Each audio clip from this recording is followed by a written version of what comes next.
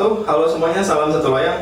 Kembali lagi di channel YouTube Tips and Trik Martabak. Channel yang bahas putar formasi martabak, baik itu martabak manis maupun martabak telur.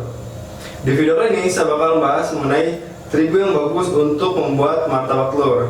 Nah, di depan saya ini udah ada dua jenis terigu. Di antara keduanya, manakah yang lebih baik dalam membuat martabak telur? Untuk martabak telur ini kendalanya adalah gampang sobek.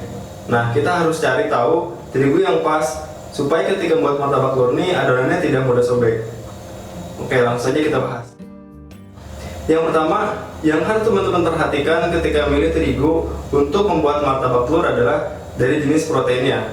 Untuk terigu martabak telur, yang bagus adalah memakai jenis protein tinggi. Di pasaran ada berbagai jenis protein, ada yang rendah seperti lencana merah, kemudian yang sedang seperti segitiga biru, dan protein tinggi seperti cakra. Nah, protein tinggi ini nanti teksturnya yang dihasilkan adalah dia lentur, elastisitasnya dia lebih tinggi ya dibanding protein sedang. Jadi buat teman-teman, kalau misalkan pengen buat martabak telur, pilih protein tinggi seperti merek Cakra. Oke, kemudian gimana hasilnya kalau buat martabak telur ini memakai terigu protein sedang maupun yang protein rendah ya? Maka hasilnya adalah ketika kalian melebarkan adonan martabak telur, gampang sobek. Jadi dia elastisitasnya kurang dibandingkan terigu dengan protein tinggi ya. Karena untuk protein sedang, protein tinggi ini pasti pengaplikasiannya berbeda. Jadi teman-teman harus memperhatikan hal itu. Oke, kemudian kelebihan lain ketika teman-teman beli terigu merek Cakra adalah kalau terigu Cakra ini gampang ditemukan di berbagai tempat. Jadi kalian tidak susah dalam mencarinya. Selanjutnya mengenai pengaplikasiannya antara terigu dengan air. Jadi takarannya berapa aja? Untuk terigu Cakra misalkan kalian bikin di berat 100 gram, maka airnya adalah 70-80 ml. Jadi bukan 1:1 ya.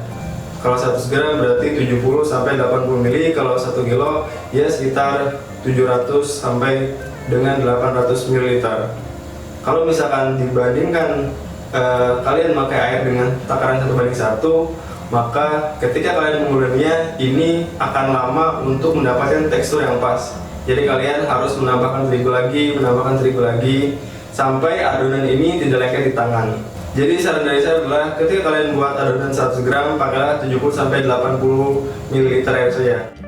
Oke, yang terakhir tips dari saya adalah ketika teman-teman sudah berjualan martabak telur, belilah terigu dalam jumlah banyak, yaitu dalam bentuk karungan ya, yang 25 kilo. Kalau misalkan kalian beli yang bentuk ripekan maupun yang kemasan seperti ini, 1 kilo, itu selisihnya bisa sampai 50.000. 50.000 ini untuk penjualan martabak manis cukup besar ya.